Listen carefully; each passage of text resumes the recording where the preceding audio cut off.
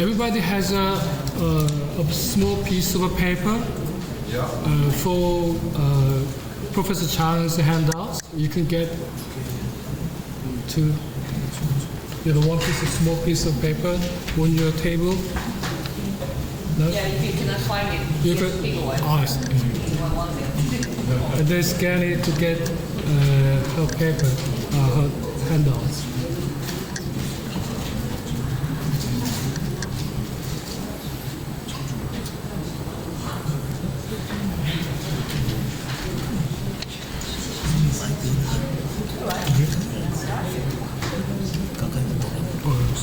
Okay, let's get started.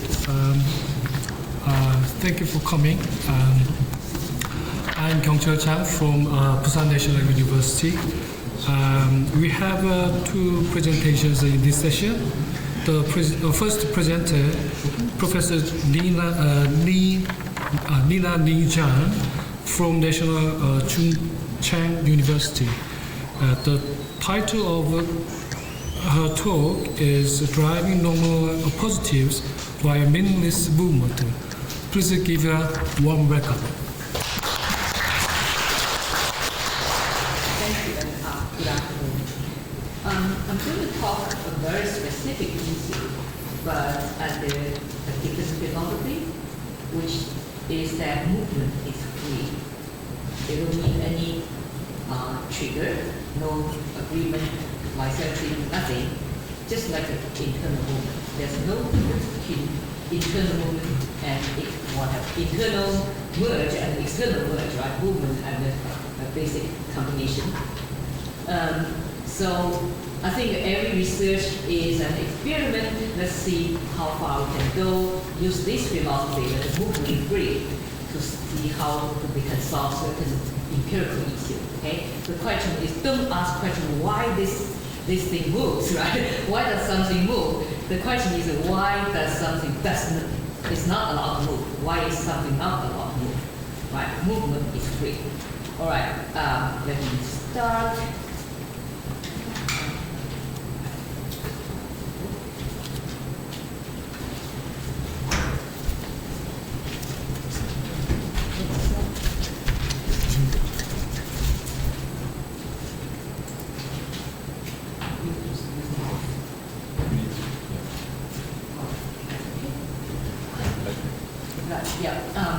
I'm going to talk nominal appositive. The short form is NAP, N-A-P. Example 1a. She met an old friend, Skylar Gershia, at the park today. We can see that in that form, an old friend is an object of 20 verb. It's the anchor of the appositive, nominal appositive, Skylar Gershia. That's NAP, anchor. Alternatively, we have another sentence, 1b. She met Skylar Gershia, an old friend, at the park today. In this case, the anchor is this proper name, and the nap is an old friend. So, not many people have worked on this issue, so I list some of them in the generative grammar approach. Nap is one type of parentheticals. Parentheticals are insertions into host clauses that would be grammatically complete without them. And then I think that the Hay did a very good review of various approaches to English parentheticals. The goal of this talk is to explore the formulation of a NAP construction in syntax. Every NAP construction entails the meaning of a clause where the NAP does not occur. So 1a, she met an old friend, Skylar Gershia, at the park today, entails the meaning she met an old friend at the park today. Also, 1b, she met Skylar Gershia, an old friend, at the park today, entails the meaning she met Skylar Gershia at the park today. So the bold form is not important for the grammaticality of the sentence. Okay, there's a containing sentence does not need that part. So semantically and grammatically, the reading of a nap is not the question and the discussion of the whole conjunction. So that's not the crucial part, the information not the crucial part. Syntactically, as pointed out by the Greece, parentheticals are invisible. That is, they do not interact with the host in terms of sequence-based relations. One test is, there are quite a lot of tests. One of them is it collected. Joe asked Bill, a famous trumpet player, to teach him. You cannot say it is famous trumpet player that Joe asked Bill to teach him. So we can see that it's not integrated into the clause structure. Outline our talk just now, I give a basic introduction. Part 2 is the syntactic relation of a nap and its anchor. Part 3, the sources of naps. Part 4, the relation of a nap and its anchor clause. Part 5, deriving nap constructions by meaningless movement. 6, excluding unacceptable nap constructions. Part 7, advantages. Finally, conclusion. Part 2, the syntactic relation of a nap and its anchor. The claim is a nap and its anchor do not form a syntactic constituent. One argument is the formal properties of nap are invisible to the clause where it surfaces. For example, member agreement. The root 14 pure diamonds was worth millions. You don't say were worth millions. So the plural form of the old form, that is a nap, plays no role here. So only the anchor, the root, is a singular, and then agreement is singular. German gender agreement also shows the same point. You look Lisa, which is feminine, and then das arme Weib is not feminine, and then hat ihe man well. In this case, we have feminine agreement. So the gender of this nap has nothing to do with the agreement of the clause. So therefore, it is morphosyntactically invisible. Second argument, an adverb may occur in the nap and its anchor, but no adverb may occur between two nominals that form a nominal constituent. So if you assume a nap and its anchor form a nominal constituent, that's impossible to have an adverb between them. So example here we have several examples. He met an old friend, probably Skylar Persia at the park today. The underlying part is adverb. I met Skylar Persia, frankly, a rather dull character at the park today.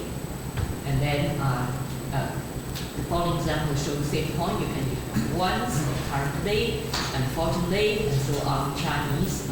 他明明一个大明星，居然说出这种话。Okay, there's an additional example. I can give the clause and translation. The first one, the pronoun is anchor, and then 一个大明星 is nap, and the 明明 is adverb. You can have adverb occur with a nap. So I want to show that these two elements, anchor and nap, do not form a normal constituent. The third argument is that there's a salient causal break between a nap and its anchor. So that shows that it's unlikely a nap and its anchor to form a normal constituent. The conclusion is that nap is not part of an argument of the anchor clause. Also, a nap and its anchor clause denote two independent prepositions. So two clauses actually, that's the source. So this has been proposed by Haringa and Arnin and Ott. Different from many other approaches. For example, the Greece, he thinks it's two things for nominal, and it's a part. So a nap is part of an argument of the anchor clause. And also James Huang and then Audrey and Yafei, their influential book, and the others claim that if the anchor is a pronoun, and then this nap is a complement of the pronoun. So as a complement to nominal anchor, and then Deng Sui, 2019, claimed that in this conjunction there's a coordinate complex as an argument, and one conjunct is nap, the other conjunct is anchor. This is also not compatible for the claim I made above. Finally, most recently, Jin, in the paper, she claims that the adjunct of an argument still is a part of the argument of the anchor clause. So this is all of these claims are not compatible with the new claim. That is, they do not form a semantic concept at all, and each of them is contained in an independent proposition. Part 3, sources of naps. Research background is that we are dealing with two kinds of copular sentences, or copular constructions, which have a copular. 1A, E.M. Foster was a novelist. This is called a predicational copular clause. It is in contrast to 1B, the author of A Room with a View was E.M. Foster. In this case, the construction is called specificational copular clause. So the property is that after the copular, in this case both are words, right? After the copular in 1A, it is the property of the pre-copular nominal. We talk about the property of E.M. Foster. He has the property of a novelist. The other conjunction, specificational copular conjunctions, in this case, the conjunction tells us the nominal, what is that nominal, or who is that nominal. So author of A Room with a View, this individual was E.M. Foster. Didn't talk about the property, so it's not predicational, it is specificational. So we have these two kinds of copular conjunctions. Now it correlates to the two kinds of naps I introduced. First, she met an old friend, and you have a proper name at the part today. So proper name is not a properly denoting. You know that it's semantically in type E. And then I call this S, this is specificational nap.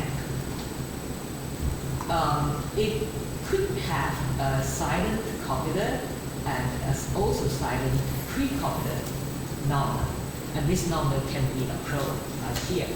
Here I spell out as a she, capital she. It can be a pronoun, and then words, scattered Garcia. And then 2B, she met Skylar Garcia, and then you further introduce the property of this person, an old friend, at the part today. So in this case, I call it P nap. Again, pre-copular element can be a pronoun. Here's a she, was, and then an old friend. So we have these two kinds of nap conjunctions correlated to two kinds of copular conjunctions. The salt, I just one slide talk about the background, two kinds of copular sentences, and then correlates two kinds of nap conjunction to the two kinds of conjunction. That's the source of nap. It comes from copular conjunctions. Then part 4, the relation of a nap and its anchor clause. A nap conjunction contains two clauses. Now we just clarified it. One is a copular conjunction, the other is a hosting clause, which I can call it anchor clause. The two clauses of a nap conjunction do not have any argument-taking relation.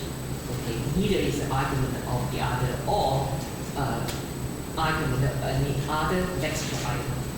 They do not have any argument-taking relation. A non-argument-taking relation can be a modification or corrective relation. Okay, there's two kinds. These two argument-taking relations can have a united syntax. This I kind of talk about in my own book. Okay, so I introduced a new functional element called Zhang. J is short for J. It is a functional element. In the whole element system or atom syntactic computation, we have this, it can be either functional, which has no theta-rho relation with any other element, or lexical. And then with category features and without category features. The middle column with a category feature, functional element can be info, C, D, none, and so on. They're all nominal or verbal. We can have a lexical category feature, okay, not just category feature. And a lexical element can have category feature, just familiar N, B, A, P, and so on. And then without category features, functional element, now I identify J. Lexical one is root. Root has no category. So the green part is something new here. So I propose that functional element also have a version, or we have an element that has no functional, no category feature. Now here's the structure, the J structure of a non-argument taking relation between XP and YP. So J, I just said that it is a functional element. It can be realized by either a coordinator or modification marker. Modification marker exists in languages such as Mandarin and some other languages used by Ruby. It can be, this J can also be silent now, and many other functional elements. Is a complement. YP here can be either a conjunct or modifier. The conjunct then merge with the coordinator, I call it the external one, and the other one is called the external one. The internal one is the one that is merged with the coordinator. Okay? So it's a low position. So this J is like many other, or like all other functional elements, must have a complement. So YP is complement. For non-argumentative relation, this YP have two choices, a conjunct or modifier. And then, since J has no category, its complement does not place any role for the projection. So therefore, the combination, I just call it J set, is not JP. Okay, there's no JP because J is not a category. It's J set. But G set has no category, needed to be categorized, just like a root. A root is categorized by a functional element, like a little n or little v. Here, the categorizer is XP, and XP can be the other conjunct, I call it external conjunct, for coordinate construction, or modified element. Now, here's obvious. For a modification construction, it is a modified element decide the category, right? The top XP decided by this modified element, not modifier. For coordinate construction, in this structure, it is external, it always not. For the J structure, the external conjunct decide the category of the whole cluster. So I read the right part, the green part. The J set as well as J is categoryless. Like a root, it must be categorized. It is XP that categorizes the J set and decides the category of the whole construction. That's the basic idea of this J structure, which is unified structure for non-taking relation, which covers both coordination construction and modification construction. And then we definitely, I'm sure you are about to think about the order issue here. There are two possible orders. The basic idea is that the position of a J is always in the middle. It's as a linker, that's a linker element. So you got this hierarchy. So for each level of a merge, it doesn't matter which one left, which one right. So on the left and right, on the left side, we have the complement to the right of J, but on the right side, the complement YP is to to the left of J. So they are similar, so depend on the conjunction. We know that modifier can be either left or right of the modified element, and the conjunct depend on the whether it's a nominal coordination or verbal coordination, clausal coordination. They might have different structures. So this is also not clear by others. Usually people assume coordination structure have the same structure. Actually, it's not. In my book, I talk about if the nominal coordinate construction, we have this B structure. The A structure, the complement, the internal argument, the internal conjunct is low. But for the clausal one, clausal coordination, both possible. So it depends on what the category of conjuncts. So this basic idea is that we have these two possible orders. Also two hierarchy are different, right? But anyway, we have XP is high and YP is low. And now,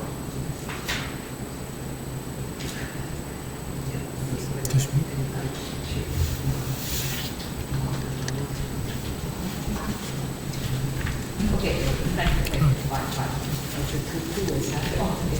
So just now I give the theoretical background. Now we're back to our map constructions. Deriving map construction by meaningless movement. Okay.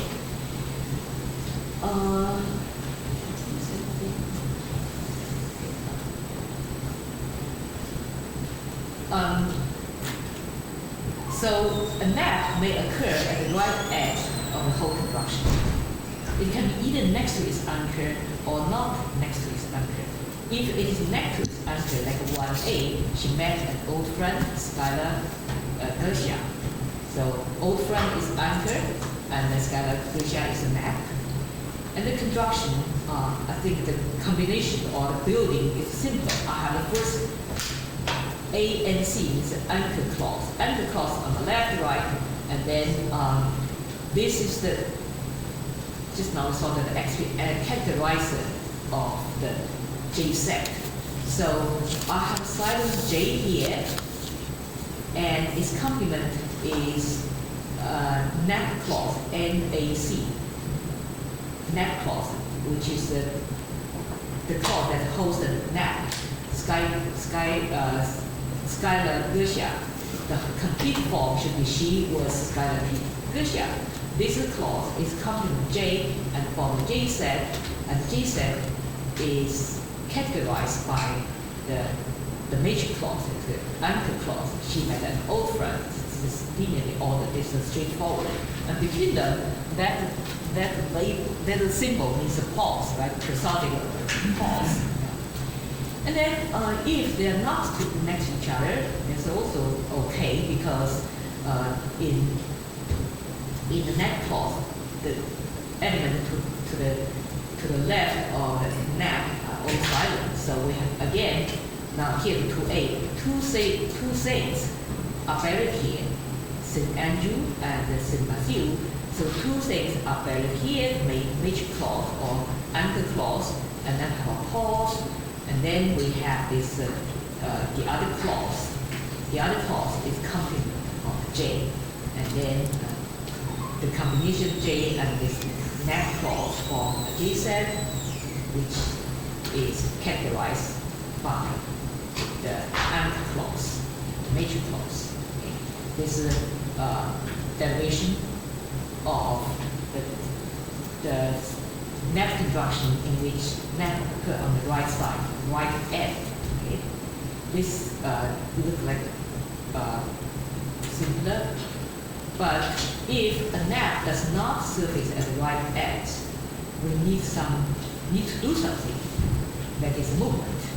Operations of meaningless movement can derive on observed surface orders of various constructions. Meaning movement can be meaningless because it does not need to be feature-driven. So I listed from Chomsky 2013, actually after that, many works mentioned this, and also more Roberts, Qin Hui, recent book, and also this side or simply paper and others. It will talk about different conjunctions, how to derive them by meaningless movement. I use this idea to derive my nap conjunctions. Okay? Specifically, when nap occur in the middle of a clause. If the anchor is the object of the anchor clause, so she met an old friend, Skylar Tertia, at the park today. Skylar Tertia is a nap, and its host. Anchor is an old friend. An old friend is an object of the transitive verb met. So how are we going to derive this? Now, quite a lot of steps, right? So the first one, step A, I build a major clause without map. An anchor clause is built using regular syntax, whatever system, the familiar method. She met an old friend at the park today. That's the basic clause. We build it. And then next step, build step B. The adverb in this clause moves to the left edge. So today to the left edge. Today she met an old friend at the park. And C, the PP modifier at the top again move to the left edge. So after step C, if you get at the park today, and then she met an old friend, Trace, okay, with an old guy. And then step B, an anchor, and in another working side, the nap clause is built. There's a silent she and silent words and silent Gercia. She is silent Gercia. And then step E, this nap clause is merged with silent J, now J, forming a capitalist J set. So this is just put together J and then this clause. And then step F, the J set is merged with the output of step C, the other working side, right? The output that is put together. First, the output of the step C is at the top today. She met an old friend. And then we have the J set. She was kind of Gercia. Because the J set has no category, now neither this clause to categorize it. And then step G, the next clause moved to the left edge. So original, the final blue part, okay, in the blue bracket, she was Skylar Gercia, moved to the left edge, and then the left just follows. And then last step, the remnant anchor clause moved to the left edge. So the red part, she met an old friend, PP, right? Moved to the beginning and then get surface order. She met an old friend, Skylar Gercia, at the top today. This is the situation in which the nap occurs in the middle of a clause and then its anchor is an object. Now we have a different conjunction. The anchor is a subject. Miss Blunt, an ex-soldier, owns that house. Now again, we have parallel conjunction. We go through it. The first step, A, again, we form a normal clause. Miss Blunt owns that house. And then step B, the predicate VP, little VP, and the C, the predicate of little VP of this clause, anchor clause, is fronted to the left edge. So owns that house, Miss Blunt, the VP fronting. And then step C, in another working side, the nap clause build, she is an ex-soldier. And then step D, the nap clause is merged with silent J, forming a capitalist J set, J, and then she is an ex-soldier. And then E, the J set is merged with the output of step B. So step B, the output is owns that house, Mr. Blunt, and then merge with the D, right? J, and she is an ex-soldier. And then the following two steps, exactly as the previous one. The nap C moved to the left edge. So the blue part move to the left edge. She is an ex-soldier, is a neck clause. And then the final step, the red part, the clause, Miss Blunt and the trace and move to the left edge, and then the other just follows this. So that's the derivation of both subject and object. Now, excluding unacceptable map constructions. Unacceptable constructions is the following. You have a net construction, expression, but it is in the middle. But it is not next to the anchor. So there's a part, Christopher part, have quite a lot of examples. All of them share the same feature. That is, it is not next to its anchor, but it's not at the right edge. For those constructions, how are we going to derive? Everything the same. The crucial part is F. Step F.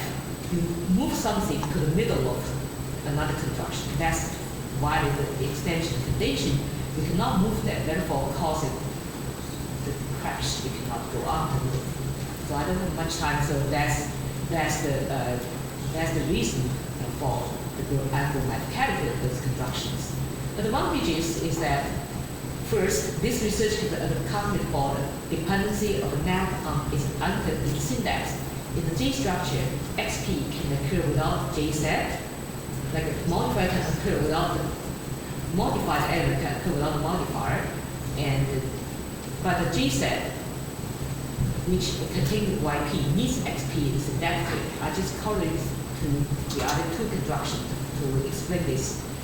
So that depends on the host clause, exactly because it is complement J. J make them effective. And then the second part is we have linked two types of map constructions to two major types of corporate constructions, predicational and specificational. Finally, we have worked out an explicit syntactic derivation, various versions of map constructions. And then conclusion, various map construction can be derived by the normal operations of a meaningless syntax. Thank you very much. Okay, thank you very much for your interesting talk. We have 8 minutes for discussion. Yes. Questions? Enjoyed your talk very much, and a couple of questions.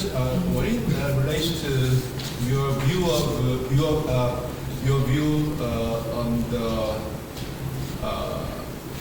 parity between NAP and non-restricted relative clause. Mm-hmm. So, like as far as I can see, there is some controversy, but Joseph Edmonds, a very long time ago, he argues non-restricted relative clause cannot be exposed because of the coding structure constraint, so that, but you actually move NAP, so that why this one does not is not subject to coding structure constraint. Okay, that's one thing. And another thing is the Korean. I mean the J. Okay, J. At one point you actually talk about like a predication, right? So J actually like a combination of copular and conjunct coordinator or modificational marker.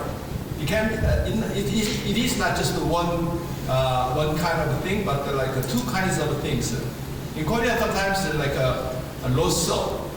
Okay, loso is just like quite similar to as. However, that loso is a combination of a copular and conjunctive marker like that. So that probably J is not just a single category, but kind of mixed category. So, but I still cannot understand you try to say there's a coordinator and also modifier, but in fact in the literature once again, appositive is different from a modifier or like a coordinator. Yeah. Okay. Yeah. So that probably it relates to coordinator, especially the briefs work on non-restrictive level clause, NI paper 2013. In fact, in terms of binding condition C, actually, no, yeah, there is a speak of variation, but yeah, for some many people, actually, no binding condition violation for appositive. I mean, within non-restrictive relative clause, so that you may test. Okay, so like this is exactly like modification, or it is exactly like conjunction in terms of binding condition C obviation. Thank you very much. Yeah, we're very good to the point. That's very important before to mention the career. Certain element can be either coupler or conjunction, something related. Combination. Yeah. Combination. Yeah, I need to work on this. That's important. For me, right now my proposal J can be realized either a coordinator or modification marker. Okay, that Chinese the. And then whether a map or a positive is a modifier or conjunct, really is people have different opinions. Exactly because they show different properties, and I want to unify them. I don't care which one. If they all belong to the complement of J, it can be, of course, modifier is different from conjunct in many situations. And then there's a lower level differences. But they can be united in a more basic abstract syntax. And then we find out how they are distinguished. They lead to many factors. One is that what is realized? If you realize by a modification marker, it is unlikely to have a coordinated relation. And if you realize a modification, you realize that and it can be many things. It can be modification relation and also coordinated relation, and also the relation between these two explicit YP. The complement of J and this regularly we call it specified, I don't call it specified, it's a categorizer of this J set. Their relation also decide whether it is a coordination or modification. And you also mentioned the non-restrictive relative clause. Right now I'm not that ambitious yet. I have not started work on clauses. I just restrict my nominal positive. So, but thank you very much for this comments and questions. Okay. Oh, we have 2 minutes to go. Yes. Thank you. Let me just make myself heard.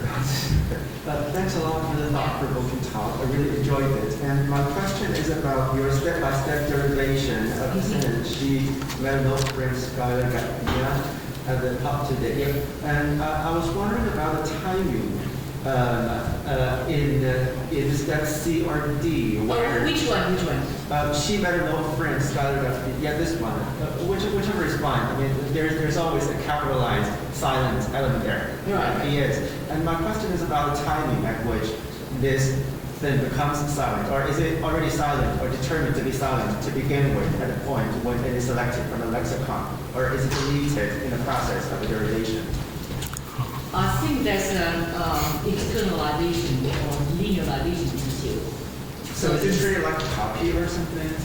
No, it's syntactically it's there, it's abstract, and then at PF it is silent.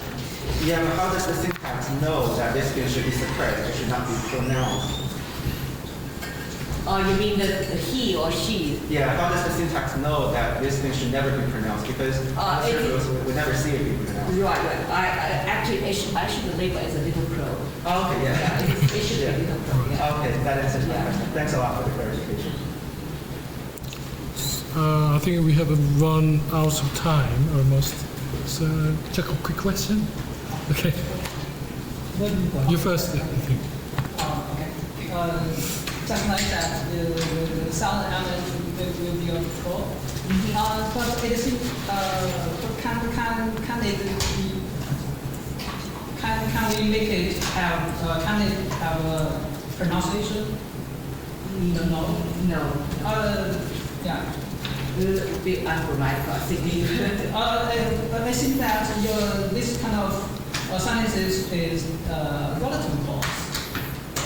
Yeah. For example, she met an older friend, Scala. We can say she met an older friend who is Scala at the park. And we cannot say she met an older friend, she is Scala at the park. So we can never make the omitted phrase over it. So you might claim there's a kind of derived or simplified derived relative clause, and then relative usually denote the property. But here is only one type of property, the other type is non-property. Is a proper name. So then there's a pure theoretical issue how if you think one is a function like a restricted value clause, the other function like a non-restricted clause, that's fine, it cover both. But I don't want to treat them as restricted clause, both of them. The only one type is restricted clause. The relative clause, basic property is denote the property, right? You have the consecutive relation. But look at this example, it's not an exotic. This one can be, the other one, Mr. Like an exotic and then Mr. Long, but that is not restricted. Okay, I think we should stop here because we have another presentation. So let's move on to the next presentation. Thank you very much.